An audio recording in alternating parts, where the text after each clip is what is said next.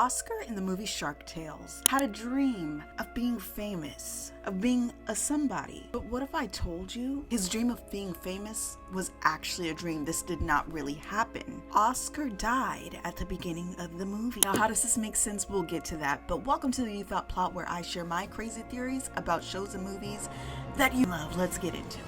Now, Shark Tale. Now, if you've seen the movie Shark Tales, you know that Oscar was in some debt, 5,000 clams to be exact, and Oscar was always trying to find a way to make more money. But those get-rich-quick schemes led him to that 5,000 clams in debt. Now, let's jump to the race scene. Because of Angie, Oscar could have paid off his debt. But no. What does he decide to do? He decides to gamble because he thinks he can make more money so that he can finally live out his dreams and pay off his debt. Long story short, the seahorse that he bet on lost the race at the last second.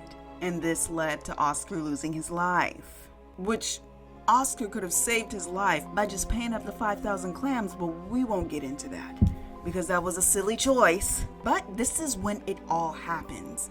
The seahorse loses the race. I think his name is Skies. I think that's how you say it. Skies? The blowfish. He tells Ernie and Bernie to get rid of Oscar. And Skies says, hey, sorry kid, it's just business. But this business costed Oscar his life. He's thrown into the mouth of a whale and the whale's jaws shut. Now, one might say he didn't die because the screen went black and then all of a sudden he's tied up in a different part of the ocean. But no, Oscar was eaten by the whale, and the rest of the movie was a dream for Oscar before he actually passed away. When the dream starts, Ernie and Bernie, their vibe is totally different than before. They seem much happier. They're singing, don't worry about a thing, because every little thing will be all right. Not singing it because I don't want to get copyrighted because my vocals are A1. Anywho, Ernie and Bernie are joking around, and Oscar is still tied up. Then what happens? The sharks come.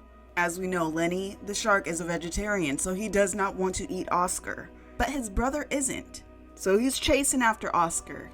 And what a coincidence this was. A freak accident. The falling anchor kills Frankie at the exact second Oscar is there. Lenny conveniently flees, no witnesses, and everyone believes Oscar's story immediately. No real investigation, no skepticism, and this fish becomes a celebrity overnight. How you gonna become a celebrity overnight and there were no witnesses to tell whether or not you're telling the truth? Now, what an impossible coincidence. There is no way that this would actually happen in real life for Oscar. Now, all of the characters surrounding him after this become symbols of his mind. Angie, she could honestly represent his conscience, and not to mention she's his true love. She's forgiving, patient, calm, all the things, and appears whenever he feels some sort of guilt. Now, Lola, she represents greed. Oscar was greedy when he tried to bet all that money and ended up losing it all. She tries to tempt Oscar, and she's only with him because of his fame. Lenny, he represents guilt and morality. He's the only one who knows the truth about Oscar. He knows that Oscar's not a shark slayer. And then Skies, the blowfish guy, he represents regret and debt. And he continually reappears to remind Oscar of all of his failures. Now, Oscar's environment eventually turns into his quote-unquote heaven. He moves to the Reef City, and he becomes rich and famous. And his life is exactly how he visualized it when he was alive. Nobody questions his lies, so it's obviously a dream. Now, let's be honest here. There's no way that Oscar can actually enter his quote-unquote fish heaven if he's continuing to lie. He had to learn from his mistakes and learn his lesson.